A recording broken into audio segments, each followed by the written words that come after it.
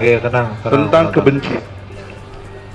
Kalau kebencian dan juga sekaligus penistaan agama, Gus Nur ini ulama, di penjara dicintai, suruh khotbah Jumat dan segala macam. Antara realita dengan tuduhan tidak nyambung. Bagaimana menerangkan filosofisnya? Tentu ada semacam sinopsis di kepala jaksa terutama untuk memperlihatkan kemampuan dia membekuk seseorang. Kan jaksa selalu datang dengan prinsip bahwa saya bisa beku Anda. Hakim datang dengan prinsip saya bisa menegakkan keadilan. Pengacara datang dengan prinsip saya bisa membebaskan terdakwa. Jadi kalau itu sama argumennya, nggak ada soal, pengadilan bisa buktikan. Tapi yang terjadi sekarang, sistem pengadilan kita di dalamnya ada jaksa, ada pengacara, ada polisi. Yang terjadi adalah penghukuman, bukan pengadilan. Pengadilan mulai dengan narasi, diskors, kita bahas sama-sama the thing called hoax tadi apa itu, hate speech itu apa. Tetapi karena mau efisien, maka Anda langsung buka KUHP aja. Padahal sebetulnya hal yang bisa dibicarakan secara demokratis nggak perlu KUHP. KUHP itu adalah final atau solusi terakhir lah. Kalau masih bisa bercakap-cakap buat apa? Kita lagi masuk dalam restoratif justice, di mana percakapan lebih penting daripada penghukuman. Kan future law kita, apa bahasa latinnya itu, ius constituendum kita adalah menuju ke situ. Jadi seharusnya ada percakapan, dan kita tahu kalau saya terangin di filsafat politik, semakin banyak ada KUHP artinya semakin kurang demokrasi. Kalau saya bisa bercakap-cakap dengan tetangga saya untuk sekedar daun mangga Anda ada di tempat saya, saya buang ya, tapi saya bisa ambil dong mangga sedikit di situ kan enak kan?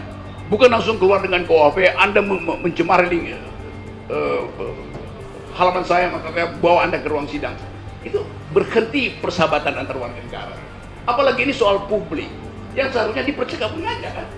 Atau paling nggak bikin seminar lah supaya jelas, nggak usah dibawa dalam pengadilan itu. Saya usulkan itu ya. Ya, kemudian kenyataannya yang seharusnya tidak masuk ruang pengadilan hari ini masuk.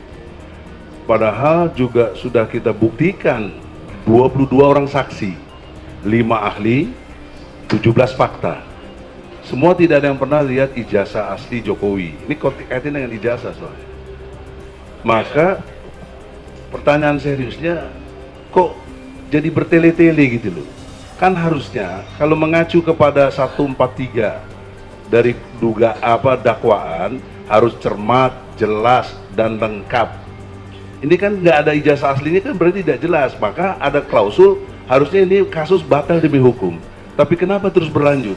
Fenomena apa? Psikologi, hak asasi manusia dan lain sebagainya Anda bisa mengerti untuk jelaskan ini? Coba saya terangkan dulu ya. Saya mau terangkan soal ijazah, padahal saya nggak punya ijazah. Saya nggak punya ijazah, tapi saya mengajar dari S1 sampai S3 tuh. Nggak ada yang persoalkan itu, karena ada kepercayaan bahwa saya punya pengetahuan. UI minta saya mengajar dari S1 sampai S3 tuh. Satu waktu tanya, Pak Rocky, mana ijazah Anda? Anda yang undang saya, kenapa Anda tanya ijazah saya tuh? Kecuali saya mendaftar, oke, saya tunjukkan. Anda yang perlu. Tapi ini soal administrasi. Nah itu masalahnya, soal administrasi. Kalau administrasi, silahkan cari file saya, kan Anda yang keluarin, mestinya ada file Anda. Kalau ijazah saya robek, gimana coba? Jadi dalam soal ijazah tadi, terutama ijazah Pak Jokowi, yang mau kita persoalkan ijazah sebagai tanda beliau pernah sekolah atau tanda beliau pernah berpikir? Yang mana? Ya pasti tanda beliau pernah sekolah. Iya, kalau pernah ini, berpikir saya nggak yakin dia pernah karena berpikir. Itu yang kita persoalkan. Cuma maksud saya begini, brother, untuk konteks ijazah ini diperlukan ketika mendaftar capres. Ya itu sebabnya saya sebut administrasinya diperlukan. Tapi sebetulnya kan yang dan berkonsekuensi logis hukum. Ya kan itu. Bagaimana menerangkannya? Ya. Sampai hari ini tidak terbukti. Sekarang, kalau itu soal administrasi, palsu atau tidak palsu dibuktikan di mana? Pada tanda tangan, pada nilai, itu bisa dipalsukan. Yang paling bagus buktikan bahwa kimia dari surat aslinya itu beda dengan kimia kertas yang dipegang Pak Jokowi. Saya bikin aja pembuktian forensik kan. Yeah. Kan ijazah itu ada kertas khususnya tuh. Ya. Kimianya bisa beda dengan kertas untuk bikin kwitansi. Dan ukuran lamanya juga. Iya, itu bisa dilakukan. Udah, kami udah analisis ajukan. karbon. Mana bukti forensik ijazah asli Jokowi? Atau setidaknya Jokowi datangkan ijazah aslinya ke sini. Oke, itu poin satu ya. Poin kedua, ya Pak Jokowi juga bisa abaikan itu, ngapain sih tanya-tanya? Tetapi kalau Pak Jokowi bukan presiden, dia bisa abaikan. Kan orang palsuin ijazah sekarang menurut hukum nggak ada soal kok. Tetapi justru karena beliau kepala negara, maka seluruh mata publik akan terarah pada lembar kertas itu. Karena dia kepala negara, orang tuntut kejujuran. Kalau bukan kepala negara silahkan berbohong, oke, itu urusannya moral di akhirat. Tapi keadaan kita ingin agar semua pemimpin itu punya track record. Tadi saya lewat SDN 26 di situ. Ya. Tulisannya begini nih. Membaca hari ini, memimpin hari esok.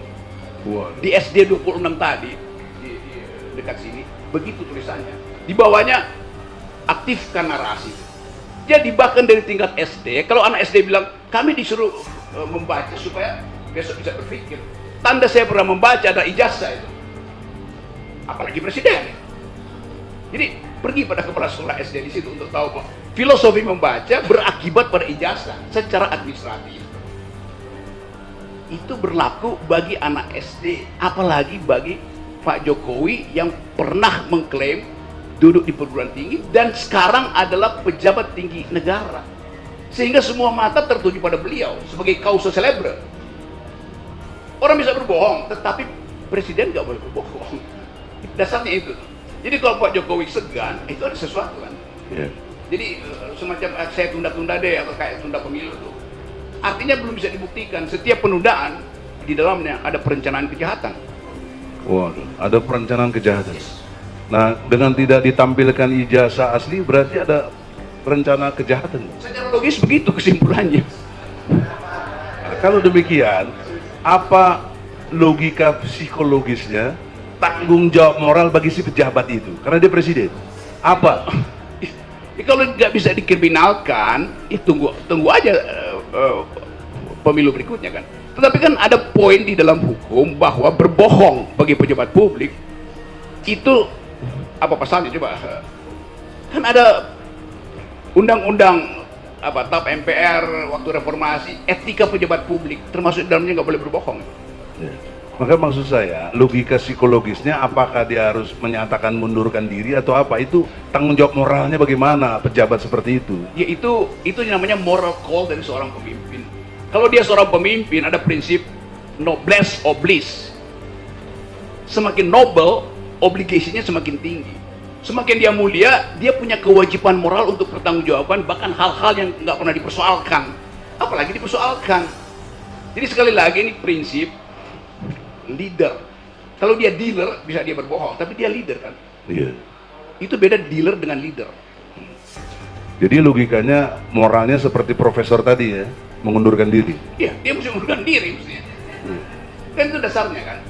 Lalu orang tanya kenapa mengundurkan diri? Ya karena ijazahnya palsu kan, gampang. Tapi faktanya nggak pernah ada pernyataan mengundurkan diri, bagaimana Ya menilai? itu artinya kemampuan untuk menjadi pandito ratu itu belum nyampe. Sekarang karena dari pihak individunya tidak demikian, sekarang dalam proses persidangan sebenarnya ada klausul yang bisa dia ini sidang di stop, sidang ini tidak bertele-tele, tergantung kewenangan hakim di dalam konteks menentukan bahwa ini udah tidak sesuai dengan dakwaan. Saya bayangkan misalnya, setiap presiden Indonesia dia punya semacam hak untuk memperoleh noblesse oblige ketika dia lengser itu. Lengser ke Prabowo enggak, segala macam. Kan dia tetap akan dipanggil Master Presiden itu. Di Amerika kan udah pensiun pun Master Presiden, Master Ambassador gitu. Orang akan panggil Pak Jokowi Pak Presiden. SBY sekarang masih dipanggil orang presiden tuh. Bukan karena dia formal presiden, tapi karena integritasnya ada di situ. Nah, satu waktu misalnya dalam waktu 10 tahun ke depan dibuktikan misalnya bahwa ternyata tercecer sebuah kertas yang setelah diforensik adalah kertas ijazahnya Pak Jokowi yang sekarang belum bisa dia sodorkan. Lalu ternyata itu kacau, kimianya beda dengan kimia kertas yang beredar di kalangan tahun kelulusan yang sama. Lalu orang persoalkan lagi, oh ternyata setelah 10 tahun baru ketahuan memang itu palsu. atau baru 10 tahun ketahuan itu memang benar. Jadi udah terlewati hari ini bahwa Pak Jokowi udah dapat stigma. Nah, stigma itu berbahaya bagi bangsa. Apa bahayanya? Ya, semua orang akan menganggap bahwa pemimpin Indonesia itu tukang bohong. Setiap kali ada pemimpin yang buruk di negeri ini kan. Jadi kita mau hindari stigma itu. Supaya stigma itu tidak berlanjut berabad-abad, buktikan di sini. Kan simpel kan? Harusnya begitu ya? Ya harus begitu. Ya. Saya ucapkan itu sebagai normativity di dalam moral call. Jadi panggilan moral itu menuntut dia secara honesty untuk bilang ini sebetulnya yang kalian persoalkan, daripada ribut-ribut kan gampang. Jadi dalam konteks ini bisa bedakan ya antara kabar dan berita, karena ini konteksnya dengan kabar dan berita, sehingga ini menjadi berita nantinya kan bahwa Jokowi ijazahnya palsu atau tidak jelas. Dengan tidak jelas kan berarti sudah dipersoalkan. Dengan dipersoalkan ini kan juga jadi masalah besar buat bangsa Jadi ini. itu begitu diputuskan dia jadi berita. Sebelum diputuskan dia jadi kabar, dan kabar yang paling buruk adalah kabar angin. Nah, jadi gitu ya, antara kabar dan berita begitu. Ya, sekira Ahmad ini bisa lanjutkan. Makasih.